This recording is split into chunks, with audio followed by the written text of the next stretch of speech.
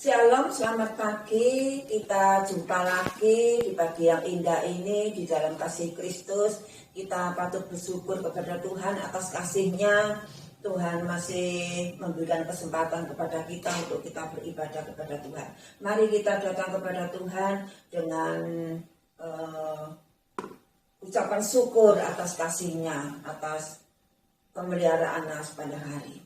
Bapa di surga, terpujilah nama-Mu, Allah yang kami sembah, kami tinggikan, kami agungkan, sebab kami muliakan, karena sungguh Tuhan, hanya Engkau Allah yang layak menerima sembah dan puji kami, sebab itu kami naikkan syukur kehadiran Engkau, kami memuji dan memuliakan nama-Mu. Terima kasih Tuhan atas kasih setia-Mu, pemeliharaan-Mu sepanjang hari, sehingga kami tidak kekurangan suatu apapun juga. Terlebih kami bersyukur karena kasih Tuhan atas kesempatan yang Engkau berikan kepada kami, untuk kami Engkau perkenankan datang beribadah kepada-Mu. Dan sebentar kami akan awali ibadah kami, kiranya Engkau pimpin ibadah kami dari awal, pertengahan hingga kesudahannya dengan Roh-Mu yang kudus. Terima kasih Bapa, segala puji hormat dan syukur hanya kami persembahkan di dalam satu nama Tuhan Yesus Kristus.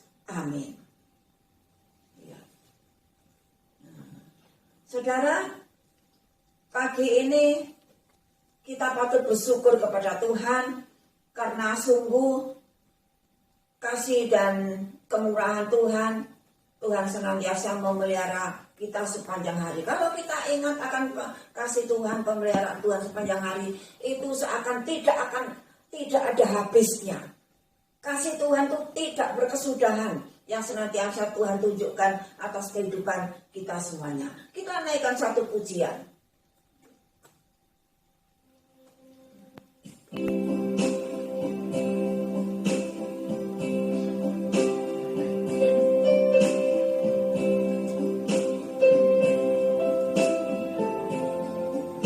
Tiada yang seperti Engkau.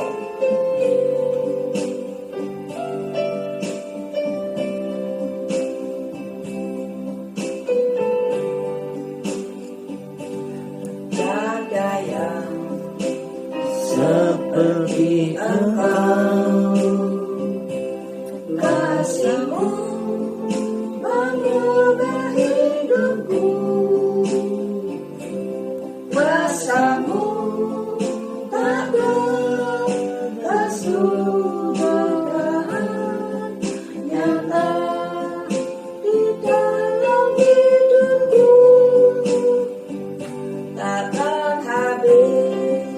kasih-Mu padaku mengalir di sepanjang hidupku, tak berubah setia-Mu padaku. selamanya Kau ku sembah, takkan habis kasih-Mu bagiku, mengalir di sepanjang hidupku, tak berubah setia-Mu padaku. Selamanya Kau ku sembah, selamanya Kau ku sembah, selamanya Kau ku sembah. Ya Tuhan, hanya Engkau Allah yang kami sembah Tuhan. Atas kasih-Mu kami senantiasa bersyukur kepada Engkau. Senantiasa kami tak henti-hentinya memuji memuliakan nama Engkau. Karena begitu besar kasih-Mu yang tidak berkesudahan, kasih yang tidak pernah habis sepanjang masa, bahkan kasih-Mu itu kekal sampai Engkau panggil kembali. Terima kasih Bapa, sebentar kami akan mendengarkan firman-Mu. Kiranya Engkau siapkan hati dan jiwa pikiran kami, dan kiranya Engkau kuasai juga Tuhan, dan kiranya Allah Roh Kudus sendiri yang memimpin kami. Berfirmanlah Yesus, berbicaralah, kami siap mendengarnya. Terima kasih Bapa, Di dalam nama Tuhan Yesus Kristus kami berdoa dan bersyukur. Amin. Saudara, ibadah kita pada pagi hari ini berbeda dengan hari-hari sebelumnya. Mengingat penyebaran COVID-19 semakin meningkat, maka kami berusaha juga untuk menekan, artinya untuk berusaha untuk tidak memperluas penyebaran itu. Makanya ibadah kita pada pagi hari ini berbeda dengan hari-hari sebelumnya. Ya mungkin kami minta maaf sebelumnya, mungkin lebih tidak enak lagi dirasakan sebab ada kejanggalan-kejanggalan yang tentunya tidak sesuai dengan yang kita harapkan. Tapi janganlah ini mengurangi semangat kita untuk beribadah kepada Tuhan. Janganlah mengurangi kesungguhan kita dalam beribadah kepada Tuhan. Tapi biarlah ini boleh makin kita semangat kita makin ditingkatkan untuk beribadah kepada Tuhan dan setia kepada Tuhan. Nah, firman Tuhan pada pagi hari ini kita lihat di dalam pujian pertama tadi bahwa kasih Yesus itu takkan pernah habis, ya, tidak pernah berubah dari dulu, sekarang, bahkan sampai selamanya. Kasih Yesus tetap ada dan nyata di dalam kehidupan kita. Nah, kalau kita rasakan sepanjang tahun 2020, kita melihat bahwa Dia senantiasa menyediakan segala keperluan kita. Apa yang Tuhan sediakan bagi kita? Kita akan belajar sama-sama firman Tuhan di dalam Kejadian. Kejadian 22 ayat 1 sampai dengan 14. Ya, Kejadian 22 ayat 1 sampai dengan 14. Ini satu berikut ya. Nah, tentunya kita semua sudah tahu kisah tentang Abraham mempersembahkan atau mengorbankan anaknya, yaitu Ishak, kepada Tuhan. Tetapi yang perlu kita baca, nanti yang lainnya dibaca di rumah sebagai PR, yang perlu saya baca adalah di dalam ayat 2. Ya. Kejadian 22 ayat 2. Firmannya. Ambillah anakmu yang tunggal itu yang engkau kasihi, yaitu Ishak, pergilah ke tanah Moria dan persembahkanlah dia di sana sebagai korban bakaran pada salah satu gunung yang akan kukatakan kepadamu. Nah, ini adalah perintah Tuhan yang pastinya berat untuk kita lakukan.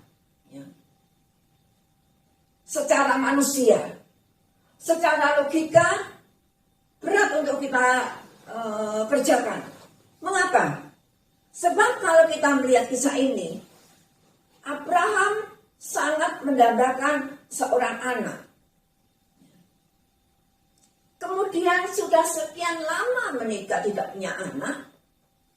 Kemudian Tuhan memberikan anak di usia yang sudah lanjut. Artinya Abraham sudah tua. Rasa-rasanya perintah Tuhan ini tidak bisa terima. Sebab anak yang didambakan sekian lama, kemudian Tuhan sudah kasih, ternyata sama Tuhan disuruh mengorbankan. Nah, pada saat itu Abraham berumur 100 tahun kalau kita melihat di dalam Kejadian 21 ayat yang kelima. Tentunya usia ini sudah tidak muda lagi, dan dengan usianya yang lanjut itu tentunya Abraham berharap supaya Iska ini bisa menerima semua warisannya. Ini harapan Abraham. Sebagai anak satu-satunya, tentunya Abraham berharap menaruhkan harapannya semua kepada Abraham. Termasuk harapan Abraham adalah untuk meneruskan keturunan. Namun kita lihat di dalam ayat yang ketiga. Keesokan harinya, pagi-pagi bangunlah Abraham, ia memasang pelana keledainya dan memanggil 2 orang bujangnya beserta anak Iska anaknya. Ia membelah juga kayu untuk korban bakaran itu. Lalu berangkatlah ia dan pergi ke tempat yang dikatakan Allah kepadanya. Abraham berangkat bersama Iska, yaitu anaknya, dan kedua bujangnya. Berangkat ke tempat yang ditunjukkan Allah. Ke tempat yang ditunjukkan Allah. Ayat yang keempat. Ketika pada hari ketiga Abraham melayangkan pandangnya, kelihatanlah kepadanya tempat itu dari jauh. Nah, berarti di sini kita melihat bahwa tempat yang ditunjukkan Allah kepada Abraham sangat jauh. Harus ditempuh 3 hari perjalanan. Ini satu perintah yang sangat sulit untuk dikerjakan.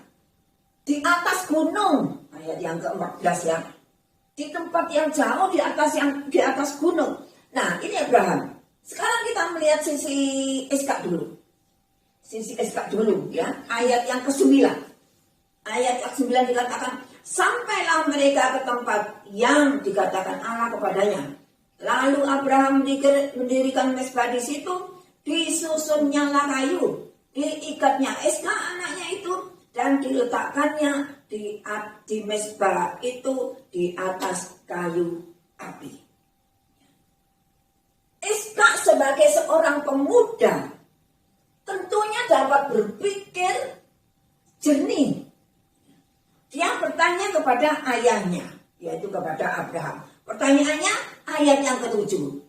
Lalu berkatalah Iska kepada Abraham ayahnya, Bapak, sahut Abraham, ya anakku, bertanyalah ia, di sini sudah ada api dan kayu, tetapi di manakah anak domba untuk korban bakaran itu? Nah, ini satu pertanyaan yang mengejutkan Abraham. Dan ini pertanyaan ini masuk akal. Sebab Abraham menyediakan kayu dan api. Hanya yang belum ada adalah domba, anak domba yang akan dikorbankan itu. Makanya Iska itu bertanya kepada Abraham. Tetapi kita lihat jawab Abraham di dalam ayat yang 8, sahut Abraham, Allah yang akan menyediakan anak domba untuk korban bakaran baginya, anakku. Demikianlah keduanya berjalan bersama-sama. Nah, tetapi di sini kita bisa melihat dengan jawaban Abraham ini, Iska tidak membantah. Kalau anak sekarang, wah jangankan mau dikorbankan dirinya, disuruh mengambil sesuatu oleh orang tuanya, kadang membantah. Disuruh pergi kemana, kadang membantah. Malah marah-marah. Tetapi kita melihat di sini, Iska taat dan menurut kepada ayahnya. Dia tidak membantah sama sekali. Kita lihat selanjutnya. Apa yang Tuhan sediakan bagi kita? Nah, ini yang perlu kita pelajari, ya. Yang perlu kita pelajari, apa yang Tuhan sediakan bagi kita, yaitu yang pertama, kehadiran Yesus. Berarti Yesus itu bersedia datang, bersedia siap datang saat kita membutuhkan. Setiap hari, setiap saat, kapanpun, dimanapun kita berada, Yesus siap datang. Yesus siap hadir. Apakah kita di rumah, di kantor, di tempat pekerjaan, di ladang, di jalan, dimanapun kita berada, Yesus siap untuk hadir. Selama kita membutuhkan. Nah, tentunya hadir tidaknya Yesus itu tergantung dari saudara dan saya. Kita mau mengundang Yesus enggak dalam hidup kita? Ini yang penting. Kadang-kadang kita ketika kita dalam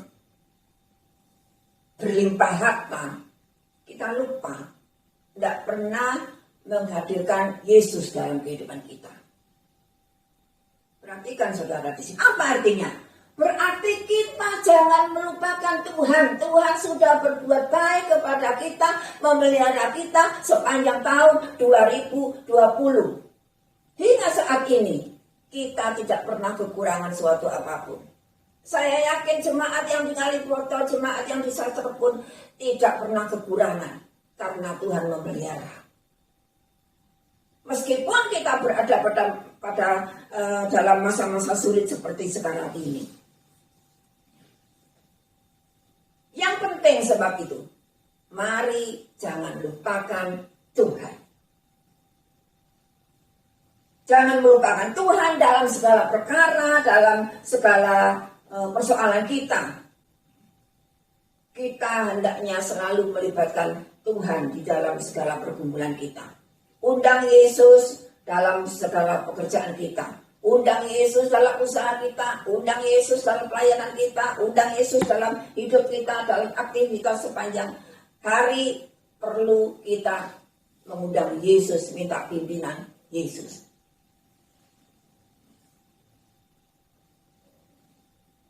Apapun yang kita kerjakan, jangan lupa undang Yesus. Maka Yesus hadir dalam setiap persoalan kita. Janganlah kita berjalan dengan akal dan pikiran kita. Mentang-mentang uang kita banyak. Mentang-mentang kekayaan kita banyak. Mentang-mentang kita berlimpah harta. Kita tidak butuh Yesus. Kita tidak pernah hadir. Kita tidak pernah menghadirkan Yesus dalam kehidupan. Karena apa? Karena kita mengandalkan kekuatan kita. Kita mengandalkan kemampuan kita. Kita mengandalkan kehebatan kita. Tetapi semuanya itu sia-sia kalau kita berjalan dengan akal dan pikiran kita. Saya mendengar ada satu kisah. Di dalam masa pandemi seperti sekarang ini, ada orang yang sudah berusaha untuk menghindari COVID ini dengan mengkonsumsi segala macam obat. Tentunya obat yang mahal, ya, obat dari luar, katanya, ya. Tetapi semuanya itu kalau kita tidak melibatkan Tuhan, sia-sia. Sebab kita mengandalkan kekuatan kita. Kita mengandalkan kekayaan kita. Aku bisa kok. Nah, sebab itu mari kita undang Yesus dalam setiap pergumulan kita. Sebab kekuatan kita, kehebatan kita,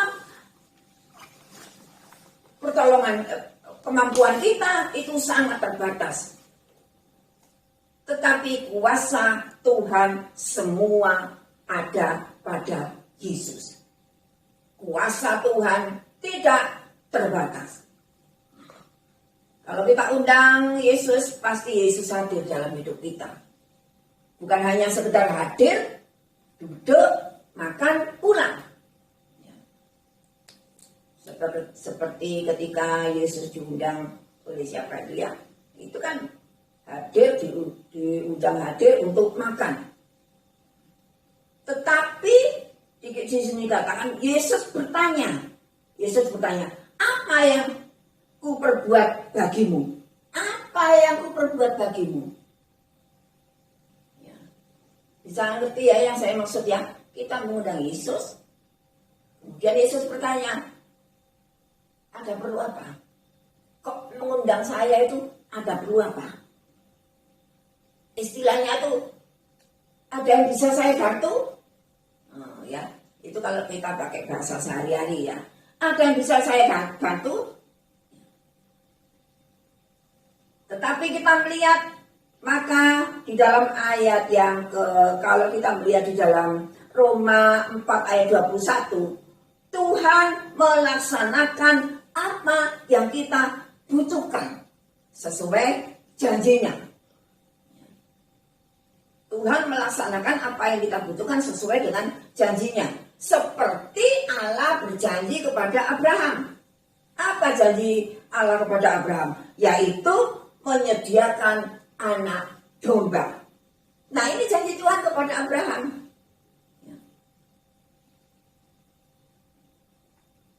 Sebab itu, mari kita sambut kehadiran Yesus itu bukan dengan kesombongan, bukan dengan kemewahan, bukan dengan keangkuhan, tetapi kita sambut kehadiran Yesus dengan kerendahan hati, sukacita, dengan kesederhanaan, dan dengan segala keberadaan kita.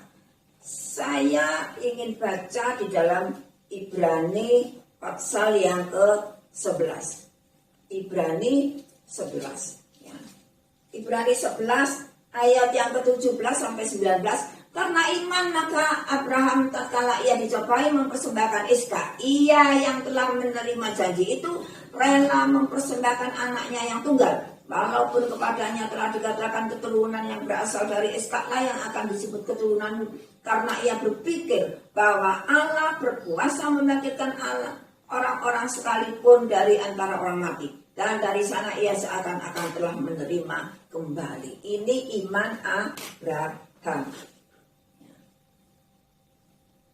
Yang kedua sekarang, apa yang Tuhan sediakan bagi kita? Yaitu Allah menyediakan kasih karunia. Kasih karunia itu apa? Kasih karunia itu adalah kuasa Allah, kasih Allah, berkat Allah. Semuanya disediakan Allah kepada orang-orang yang percaya kepadanya. Apakah semudah itu kasih karunia diberikan kepada kita? Saya kira tidak. Lalu bagaimana? Nah, Tuhan menyediakan kasih karunia itu, Tuhan memberikan karena Tuhan melihat. Tuhan memberikan kasih karunia kepada kita karena Tuhan melihat. Apa yang dilihat oleh Tuhan? Yaitu ketaatan. Kita baca ayat yang ke-12. Masih di dalam kejadian tadi ya, kejadian 22 ayat 12. Lalu ia berfirman, jangan bunuh anak itu dan jangan kau apa-apakan dia, sebab, perhatikan di sini, sebab telah ku ketahui sekarang. Sebab telah ku ketahui sekarang.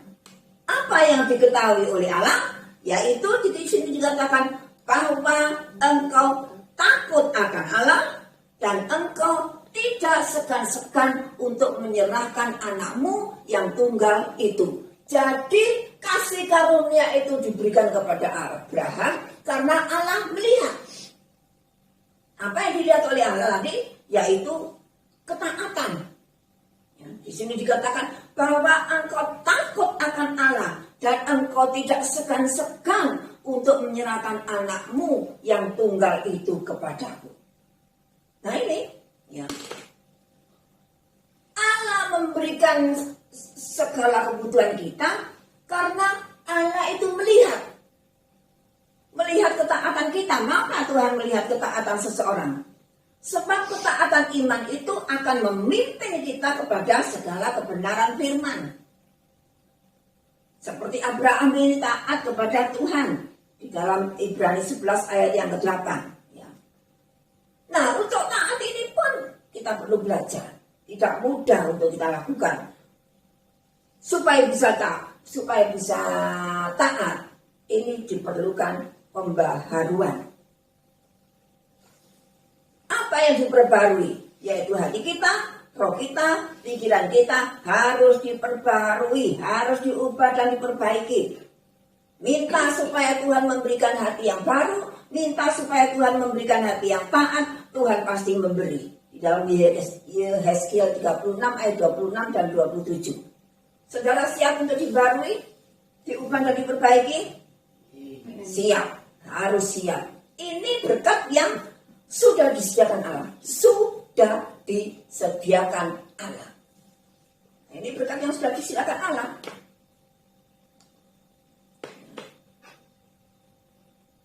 Dan berkat ini sudah siap diberikan kepada kita. Kalau kita taat. Kalau kita belum siap, tidak mau diperbaiki, tidak mau diperbarui, tidak mau taat, maka berkat kasih karunia itu tidak akan kita terima. Kemudian yang kedua, apa yang dilihat oleh Allah? Selain ketaatan, yaitu ketulusan hati. Ketulusan hati ini penting. Ya.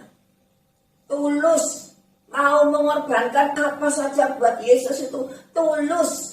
Di sini dikatakan Abraham mempersembahkan, mengorbankan anaknya itu dengan hati yang tulus. Anak tunggal, ontang-anting, anak yang dikasihi, tetapi Tuhan minta untuk dikorbankan. Dan Abraham taat dan menyerahkannya dengan tulus. Tanpa mengharap imbalan dan tanpa mengharap balasan. Kolose 3 ayat 22 dikatakan mengerjakan segala sesuatu dengan hati tulus dan takut akan Tuhan. Melayani pekerjaan Tuhan dengan tulus. Jangan karena sungkan atau terpaksa. Jangan karena jadwal. Ataupun memberi persembahan, memberi perpuluhan. Jangan dengan paksa. Jangan dengan mengharap imbalan. Tetapi kita harus memberi persembahan, perpuluhan. Harus dengan hati tulus dan sukarela. Saya ingin baca ayat ini ya. Kejadian 26. Kejadian 26. Perhatikan ini ya. Ayat ini menyenangkan. Ya.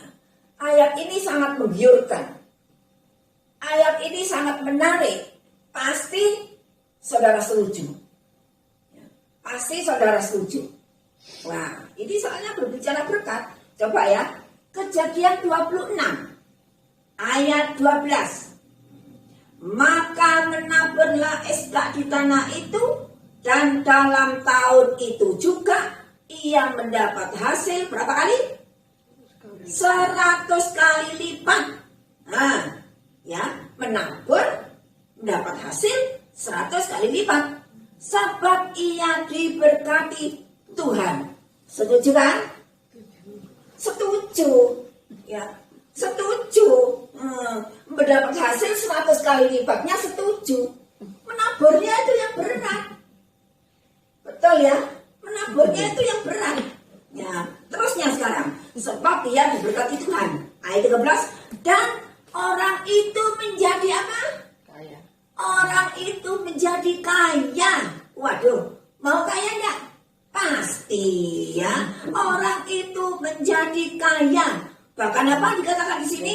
Bahkan makin lama makin kaya. Wah. Salah-salah bisa jadi konglomerat ini ya. Diberkati menjadi kaya, makin lama makin kaya, sehingga ia menjadi sangat kaya. Bukan sangat, Pak, sangat kaya. Setuju ya? Setuju pasti. Berkatnya setuju. Harus menabur. Mau menabur enggak? Kerasa nabur masa sulit seperti sekarang. Masa sulit seperti sekarang, ekonomi sulit, cari kerjaan sulit, suruh menabur. Nah ini manusia. Ya. Mau berkatnya, tidak mau menabur. Saudara pasti mau diberkati. Mau kan diberkati? Nah, ada syaratnya.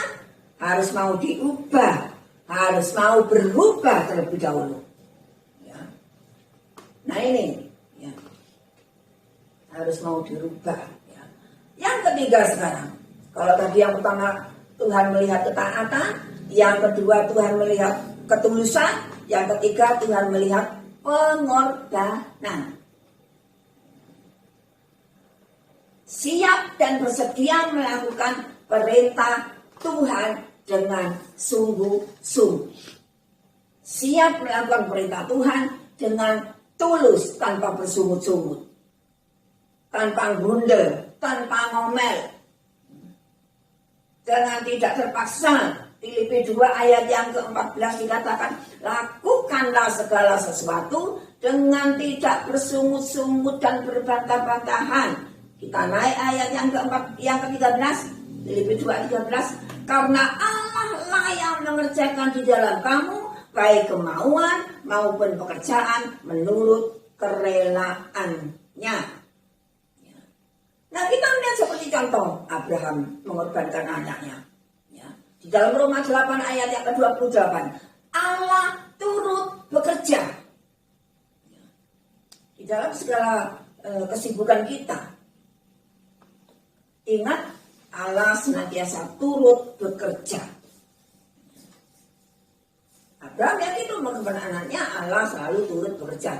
Yang berikutnya sekarang. Yang berikutnya yaitu iman. Allah melihat iman. Untuk mendapatkan segala berkat kasih karunia Allah yang sudah disediakan oleh Allah, Allah melihat iman kita. Sebesar apa sih iman kita itu? Ya. Nah, sebagai seorang Kristen, kita harus hidup oleh iman. Mengapa? Sebab iman adalah dasar dari segala sesuatu yang kita harapkan dan bukti dari segala sesuatu yang tidak kita lihat. Ibrani 11 ayat yang pertama. Kita mintalah segala sesuatu dengan iman. Di dalam Yakobus 1 ayat yang ke-6. Dan apa yang seterusnya? Apa yang Tuhan sediakan? Ya, kalau tadi Tuhan menyediakan melihat ketaatan, ketulusan, pengorbanan, dan iman. Kemudian apa yang Tuhan sediakan itu pasti mencukupi. Ya. Apa yang Tuhan sediakan bagi kita itu pasti mencukupi segala kebutuhan kita. Filipi 4 ayat 19. Allahku memenuhi segala kebutuhanku. Pasti mencukupi kebutuhan kita. Itu yang disediakan oleh Allah. Ya. Nggak pernah kurang. Nggak seperti promo-promo itu, ayo cepetan beli selama persediaan masih ada. Ya. Cepetan beli selama persediaan masih ada. Artinya persediaan itu selama masih ada. Berarti selama persediaan itu terbatas. Kalau tidak cepetan, ya sudah kehabisan. Tetapi apa yang Tuhan sediakan tidak terbatas. Ya. Selalu mencukupi kebutuhan saudara dan saya. Ya.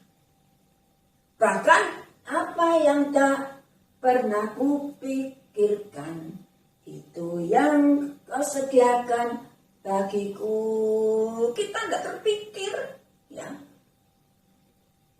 Tapi Allah sudah menyediakan itu. Apa yang Tuhan sediakan itu di luar logika, di luar nalar. Apa yang Tuhan sediakan itu rasanya tidak masuk akal. Sesuatu yang tidak mungkin. Tak terbatas kuasa-Mu Tuhan. Ya. Ini yang Tuhan sediakan. Tidak masuk akal. Apa yang Tuhan sediakan, apa yang Tuhan berikan itu tepat waktu. Kita melihat sekarang yang Tuhan sediakan buat siapa? Abraham ini. Yang selanjutnya dulu, yang Tuhan sediakan Yesaya 60 ayat 22. Aku Tuhan akan melaksanakannya dengan segera.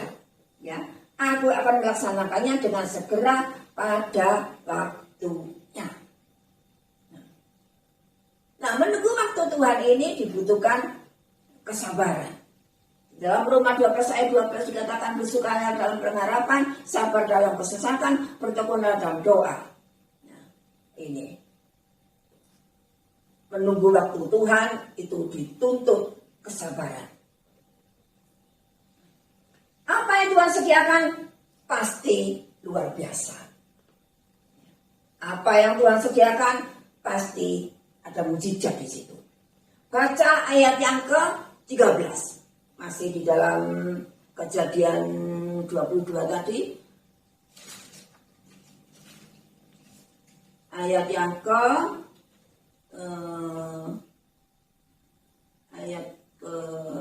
ini? Ayat 13. Lalu Abraham menoleh dan melihat seekor domba jantan di belakangnya yang tanduknya tersangkut dalam belukar. Abraham mengambil domba itu lalu mengorbankannya sebagai korban bakaran pengganti anaknya. Nah, kalau kita teliti ayat ini, rasanya tidak masuk akal.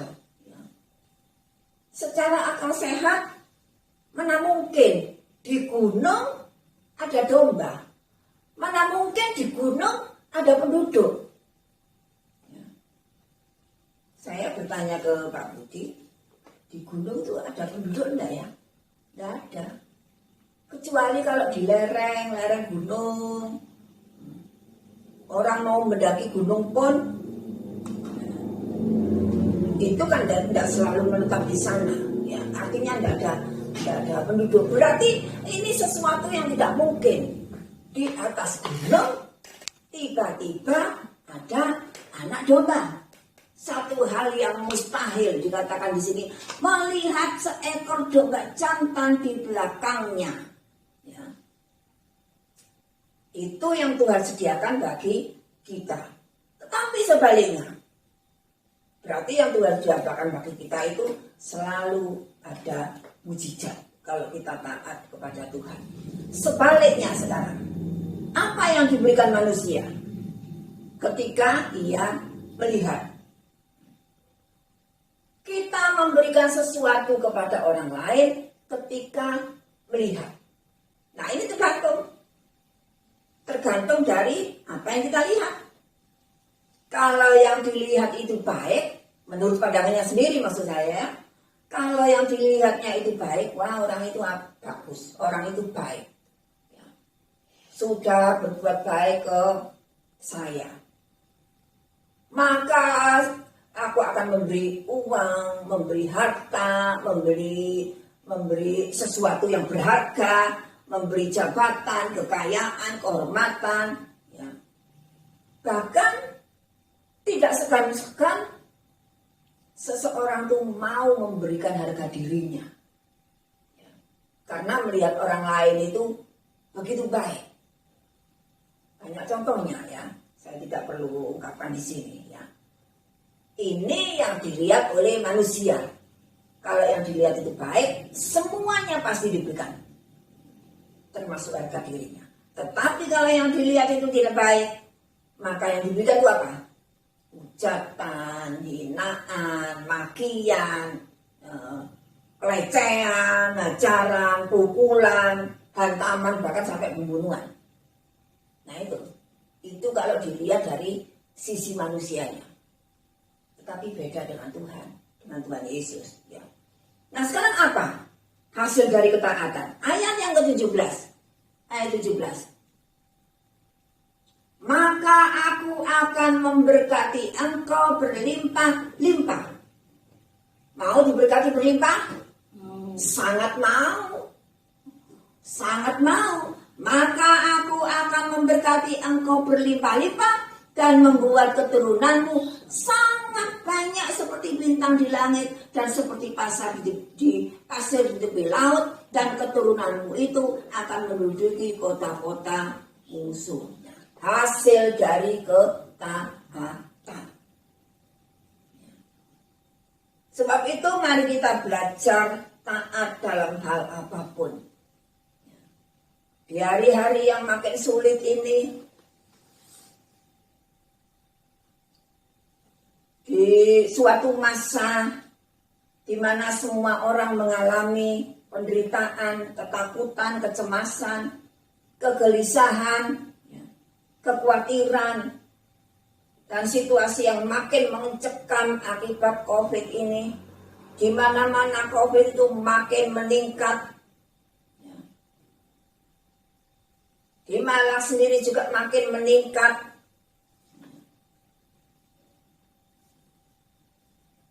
COVID ini makin berkepanjangan.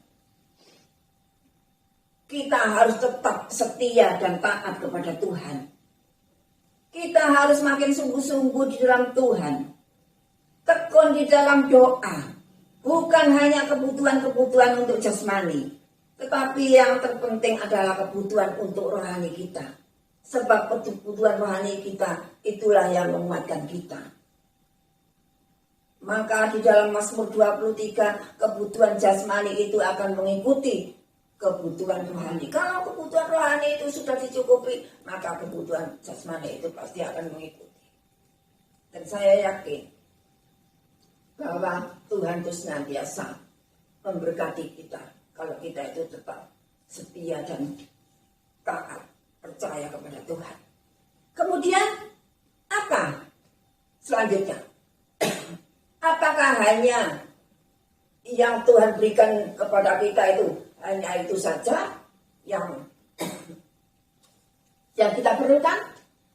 Nah, saya akan ungkapkan lebih lengkap lagi dan tunggu pada episode selanjutnya. Amin. Tuhan Yesus memberkati.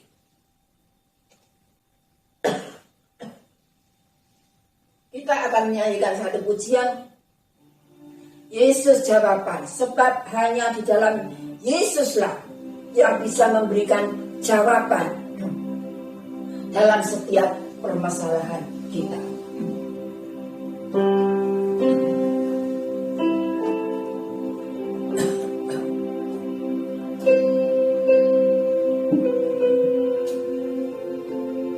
Bawalah segala permasalahan kita di bawah kaki Yesus.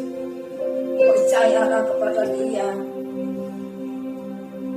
karena hanya Dialah yang dapat menjawab semua persoalan kita. Yesus jawaban.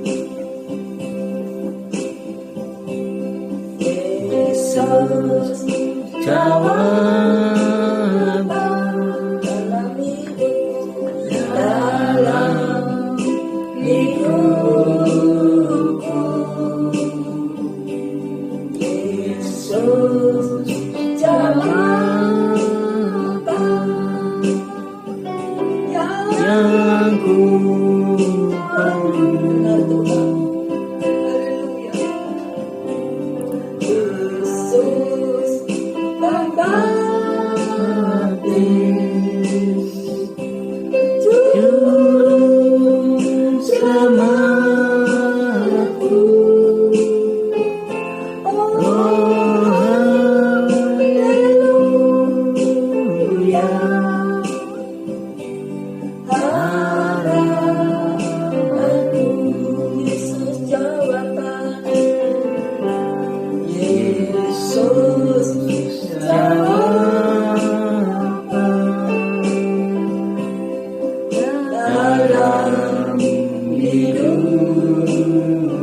Sebab itu bawalah setiap persoalan kita kepada Tuhan. Sebab hanya di dalam Dia semua persoalan kita akan mendapatkan jawaban. Hanya di dalam Dia kita mendapatkan apa yang kita butuhkan. Percayalah kepada Yesus. Hanya Dia yang sanggup untuk mengadakan semua. Juru selamatku. Oh haleluya. Harapanku. Sekali lagi Yesus jawaban. Yesus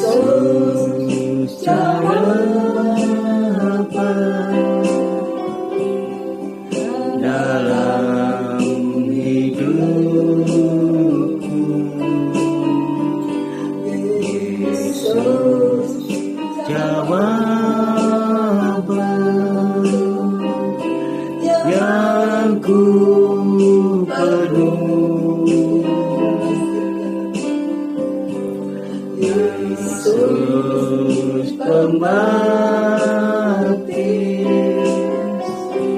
juru selamatku.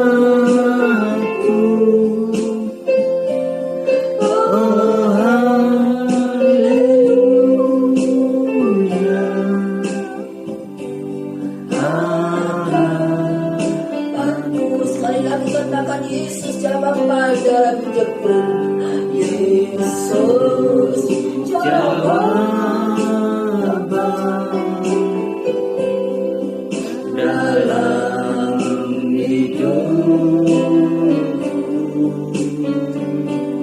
Yesus jawaban yang ku perlu.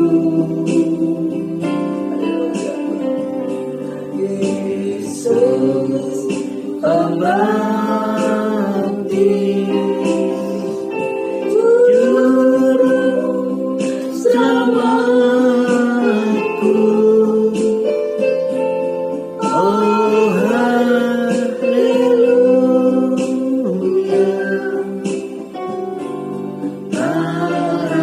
harapanku.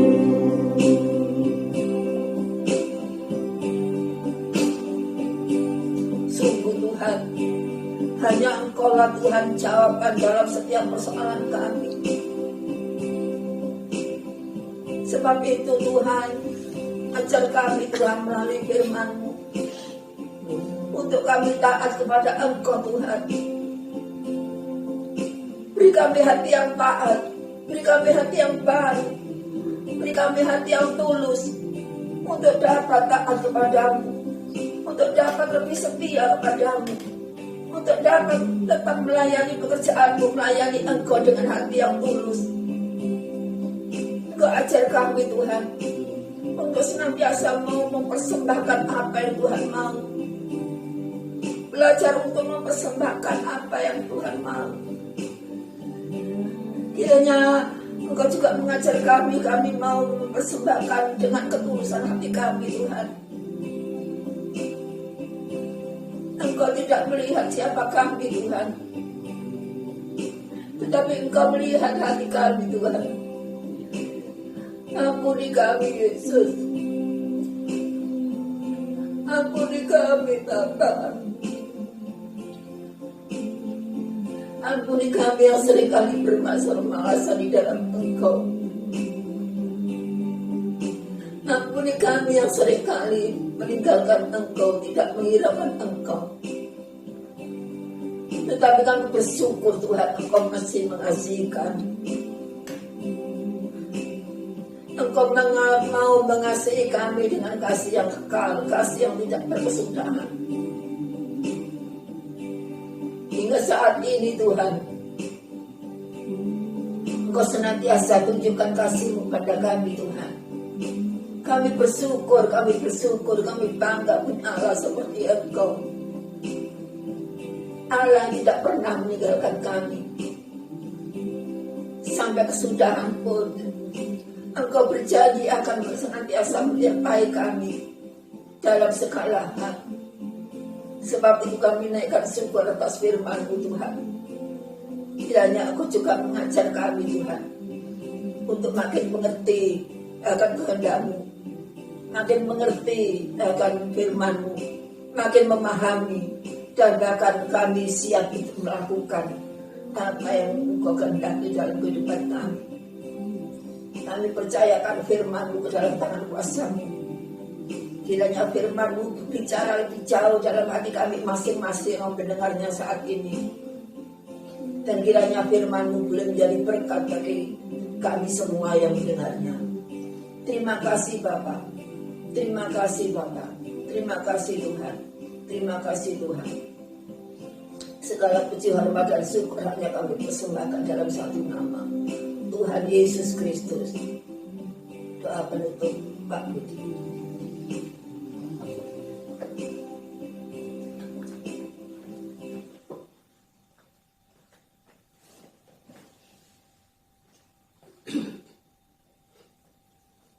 Mari kita berdiri bersama-sama. Kita akan tutup ibadah ini. Tuhan, kami bersyukur pada pagi hari ini kami masih dapat beribadah bersama-sama dengan saudara kami. Meskipun saat ini di mana-mana ada pengetatan untuk berkumpul, tetapi kami sebagai anak Tuhan menghargai akan waktumu. Kami tetap hadir meskipun hanya beberapa orang. Meskipun dibatasi dengan yang hadir, tetapi kami percaya kami mengundang Engkau hadir dalam setiap kami beribadah kepada Engkau, Tuhan. Terima kasih atas firman, di mana firman mengajarkan kepada kami untuk mencontoh iman dari Abraham yang sedang diuji. Iman yang sungguh-sungguh patut menjadi patokan kita, supaya kita benar-benar dapat memahami akan firman, dan firman akan menjadikan penyuluh bagi kehidupan kami, terutama di masa-masa sulit ini, Tuhan. Biar kami tidak jatuh tergeletak, meskipun saat ini kami dipisahkan antara gembala dan domba, tetapi ada gembala yang baik, itu Yesus selalu hadir di mana dua tiga orang berkumpul memanggil namamu, Engkau hadir. Itulah harapan kami ya Bapa. Meskipun saat ini kami terbeban belum dapat bertemu muka, ibadah offline bersama dengan namamu, sholat terapiah, baik di Lumajang atau Kaliboto, semuanya kami serahkan dalam tangan Tuhan. Biarlah Tuhan melalui COVID ini, kehidupan iman kami boleh diperbarui, diubahkan jadi kehidupan yang baru. Terima kasih waktu pakai hambamu sebagai alat hambamu sudah berhenti berbicara, tapi Roh Kudus akan berterjemahkan akan firman. Sementara kami akan berpisah semenjak kami berdoa bagi bangsa dan negara kami. Tuhan, kami bersyukur mempunyai Allah seperti Engkau. Engkau masih Tuhan memelihara bangsa Indonesia, terutama juga Bapak Presiden Joko Widodo. Tuhan, di dalam masa-masa pemerintahan banyak kesulitan dihadapi, banyak tantangan, banyak hujatan, dan banyak Tuhan hinaan. Tetapi Tuhan, Engkau memakai Bapak Jokowi sebagai Presiden Indonesia untuk membenahi seluruh kehidupan bangsa ini, supaya hidup melakukan sesuai dengan firman, hidup bersih, hidup taat dan setia, terutama Tuhan dalam menghadapi COVID ini. Biarlah Tuhan seluruh bangsa Indonesia bersyukur karena Tuhan sudah memberikan kesempatan pada Bapak Jokowi untuk memberikan vaksin kepada seluruh penduduk Indonesia. Kami berbahagia Tuhan bahwa vaksin itu adalah vaksin yang dari Tuhan. Sebelum kami dapat vaksin, kami sudah dapat vaksin darah Yesus yang selalu membentengi kami. Meskipun di sana kiri, kanan kiri kami, depan kami semuanya ada yang terserang penyakit, tapi kami bersyukur sampai hari ini Tuhan, Engkau sudah membubuhkan darah-Mu pada tubuh kami masing-masing, sehingga kami bebas dari serangan virus tersebut. Kami bersyukur ya Bapa, Allah seperti Engkau.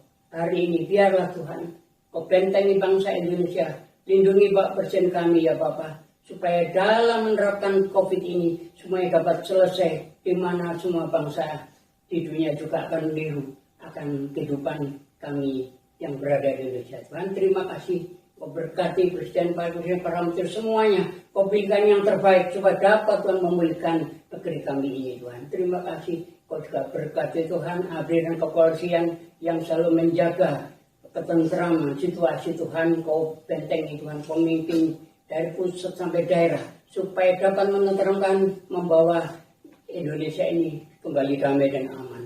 Terima kasih, terpujilah namamu. Kau berkati Tuhan domba-dombamu yang ada Kaliboto, Lumajang, Surabaya, dimanapun berada saat di sholat terapiah, di mana engkau berada saat ini, berkat Allah Bapa yang turun menyertai, diberkati anak-anakmu, diberkatilah cucumu, diberkati suami dan istrimu semuanya. Apa yang dikerjakan pasti akan berhasil, karena Tuhan bersama dengan kita sekalian. Terima kasih, mari kita angkat tangga atas. Pulanglah sejahtera.